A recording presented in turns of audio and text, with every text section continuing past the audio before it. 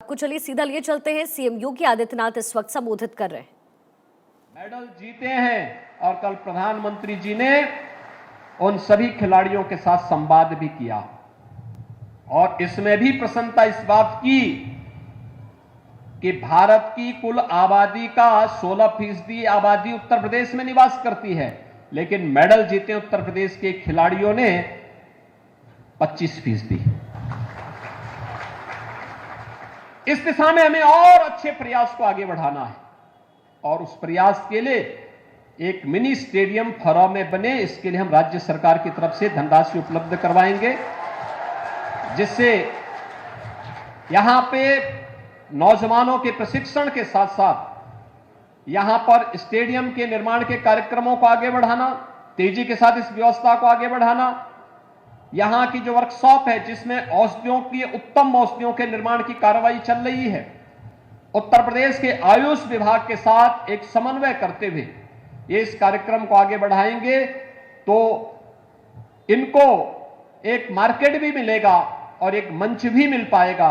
इस व्यवस्था को हमें आगे बढ़ाना चाहिए। मुझे विश्वास है, आज यहां पर मैंने देखा है कितनी बड़ी संख्या में बहनें यहां पर सिलाई कढ़ाई के कार्य के साथ जुड़ी हुई हैं।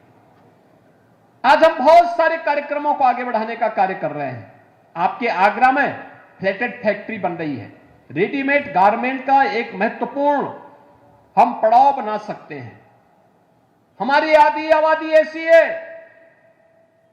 जिसको हाथ के लिए कार्य की आवश्यकता है और उनको उचित प्रशिक्षण अगर हम दे दें, तकनीक दे दें, कोई कारण नहीं कि भारत दुनिया के अंदर रेडीमेड गारमेंट्स का एक सबसे बड़ा अड्डा बनेगा, सबसे बड़ा केंद्र बनेगा और दुनिया के अंदर वस्त्र उद्योग के क्षेत्र में जितनी संभावनाएं हैं उन संभावनाओं को हम आगे बढ़ाने में मदद दे पाएंगे।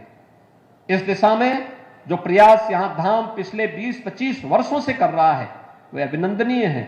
उन कार्यक्रमों को और अच्छे ढंग से आगे बढ़ाने में भी हम सबको मिलकर के एक प्रयास को आगे बढ़ाना चाहिए। इसके बहुत अच्छे परिणाम सामने आने जा रहे हैं।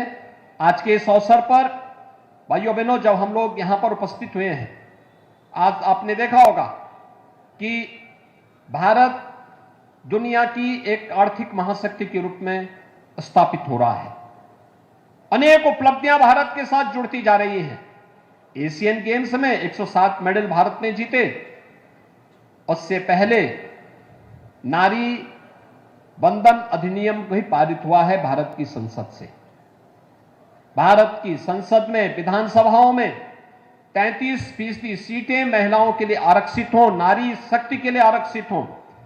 यह देश की संसद ने इस प्रकार का अधिनियम पारित किया है और यह प्रभावी ढंग से लागू हो सके, इसके लिए अनेक कार्यक्रम चल रहे हैं। हम सबको प्रधानमंत्री मोदी जी के प्रति इसके लिए आभार व्यक्त करना चाहिए कि इसके माध्यम से नारी गरिमा का सम्मान उन्होंने पहले भी उज्ज्वला योजना के माध्यम से जहां इस कार्यक्रम को आगे बढ़ाया है, देश के अंदर 10 करोड़ से अधिक महिलाओं को रसोई गैस के फ्री में कनेक्शन उपलब्ध हुए। 12 करोड़ से अधिक घरों में एक एक टॉयलेट बन गया। पीएम स्वामित्व योजना के माध्यम से घरौनी वितरण में लोगों को जिस जमीन पर मकान है उस जमीन का स्वामित्व भी मिल गया और इनमें ज्यादातर स्वामित्व महिलाओं को प्राप्त हुआ है। इसी प्रकार से 55 लाख गरीबों को एक एक आवास प्रदेश में मिला है। प्रदेश के अंदर 6 करोड़ लोगों को हम स्वास्थ्य बीमा का 5 लाख रुपए सालाना स्वास्थ्य बीमा का कवर भी दे रहे हैं। ये ऐसे अनेक कार्यक्रम हैं जो रचनात्मकता को तो आगे बढ़ाने का कार्य कर ही रहे हैं, लेकिन साथ साथ एक और बात जो हम सबके सामने है, सामान्य दिनों में लोग घोषणा करते हैं। आपने देखा होगा 4-5 राज्यों के चुनाव होने जा रहे हैं और विपक्षी दलों में ऐसी भगदड़ मची हुई है। चुनाव आते हैं तो इनको तब लोक कल्याण याद आता है, तब गरीब कल्याण याद आता है, तब जातियां याद आती है। साढ़े चार वर्षीय लोग चुपचाप सोए रहते हैं, लेकिन प्रधानमंत्री मोदी जी ने तो ये सभी कार्य समयबद्ध तरीके से पूरे देश के अंदर बिना भेदभाव के सभी लोगों तक उपलब्ध कराने का कार्य किया है। मजबूती के साथ उस कार्यक्रम को आगे बढ़ाया है और आज उन्हीं कार्यक्रमों की श्रृंखला को आगे बढ़ाते हुए दुनिया के मानवता के सामने सबसे बड़ा संकट आया था कोरोना कालखंड। जब कोरोना ने दस्तक दी थी, ऐसा लगता था जैसे मानवीय सभ्यता ही समाप्त हो जाएगी। भाइयों बहनों, कोरोना कालखंड में देश की लीडरशिप की ओर से प्रधानमंत्री जी ने जिस प्रकार का यशस्वी नेतृत्व दिया था, वह किसी से छुपा हुआ नहीं है। हर व्यक्ति को उसकी आवश्यकता के अनुरूप लॉकडाउन के बावजूद उन सभी समस्याओं का समाधान करने का प्रयास किया था जो उसके सामने तात्कालिक रूप से आ रही थी। फ्री में टेस्ट, फ्री में उपचार, फ्री में वैक्सीन और देश के अंदर 80 करोड़ लोगों को फ्री में राशन की सुविधा भी आज भी चल रही है। आज भी व्यवस्था सबको प्राप्त हो रही है। भाइयों बहनों, वैक्सीन भी फ्री में 220 करोड़ वैक्सीन की डोजेज भारत के नागरिकों को फ्री में मिली और दुनिया के अंदर भारत ने अपने सामर्थ्य का परिचय दिया। दुनिया का सबसे प्रभावी वैक्सीन भी भारत ने बनाया है। यह भारत के नए भारत के सामर्थ्य को प्रदर्शित करता है और नए भारत के सामर्थ्य के साथ हम सबको जुड़ना चाहिए।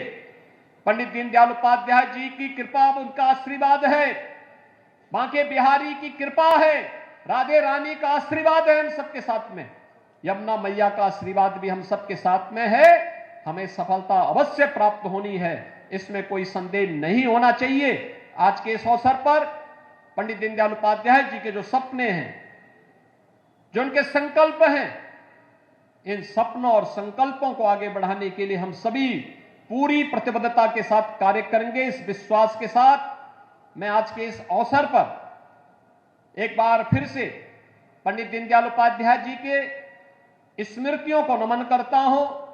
उनकी इस पैतृक भूमि को, जहां पर उनके पूर्वजों ने जन्म लेकर के अपनी पूरी व्यवस्था को आगे बढ़ाने का कार्य किया था, इस धरा को नमन करता हूं।